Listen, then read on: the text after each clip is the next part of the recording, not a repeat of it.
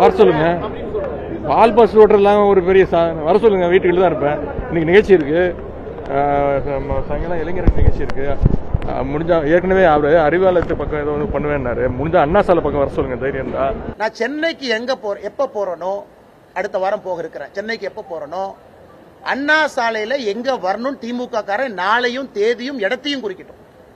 அண்ணா சாலைனா பொத்தம்புதுவா எங்க, நீ இடத்த முடிவு பண்ணு. அண்ணா சாலைக்கு நான் வர்றேன், இடத்த குறிப்பிட. அண்ணா சாலைக்கு இங்க வாங்க, அண்ணா சாலைக்கு இங்க வாங்க. நான் தனியால வர்றேன். பாரதிய ஜனதா கட்சியினுடைய தொண்டர் யாரும் என் கூட வர மாட்டாங்க. தனியால ஒத்தால வர்றேன். நீ மொத்த படையும் திமுக படையும் மொத்த போலீஸ் போர்ஸை வச்சு நீ தடுத்து நிறுத்தி பார்.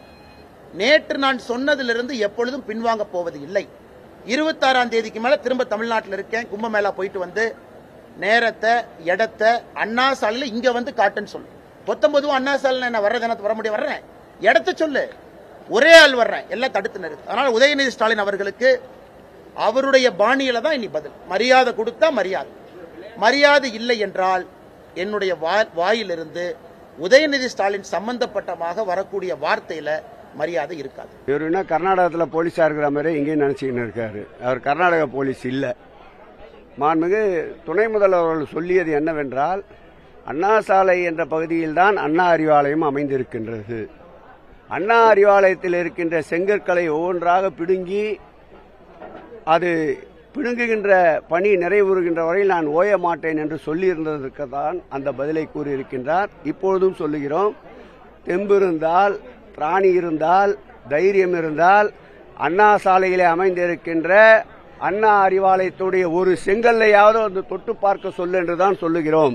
இது நீர் பூத்த நெருப்பு. இந்த இயக்கம் நெருப்பாற்றிலே பயணித்த இயக்கம்.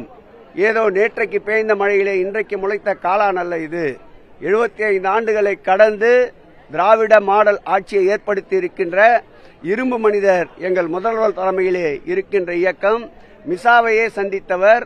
தன்னுடைய திருமணமான முதல் நாளிலேயே தேனிலவு காண வேண்டியவர். மிசா என்ற கொடுஞ்சிறையில் கொள்கைக்காக இருந்தவர்.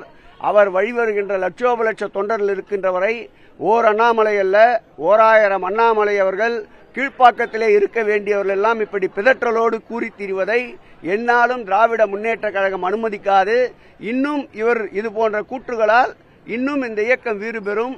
இந்த இயக்கத்தின் தொண்டர்கள் இன்னும் 4 கால் பாய்ச்சலில் இருந்தவர்கள் 8 கால் பாய்ச்சலை நோக்கி செல்லுவார்கள். போதும், உனக்கு வந்துச்சு இல்ல.